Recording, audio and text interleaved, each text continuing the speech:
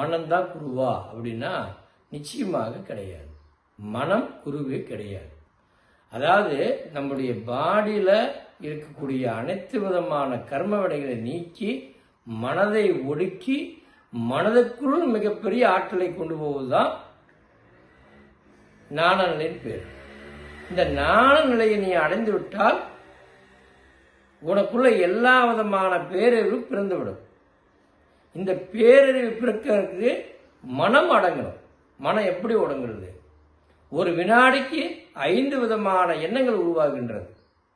அப்போ ஒரு வினாடிக்கு 5 விதமான எண்ணங்கள் உருவாகும் பொழுது உன் மனம் எப்படி ஒடுங்கும்? அதுதான் கேள்வி. இந்த மனதை ஒடுக்குவது தான் இந்த கிரியா பயிற்சி. உங்க மனதை ஒடுக்கி உங்களுள் எண்ணமற்ற நிலையை மாற்றி உங்க எண்ணத்தில் ஒரு எண்ணம் கூட தோணாமல் வெறும் மனமாக மாற்றி இந்த வெறுமனமும் இல்லாமல் அப்பற்ற நிலைக்கு கொண்டு போய் அந்த அப்பற்ற நிலையிலிருந்து ஞான நிலைக்கு போய் பேரறிவை உங்களுக்குள்ள உருவாக்கி அந்த நிலையை அடைந்துதான் நீங்கள் சுகம் பெற போகிறீர்கள்.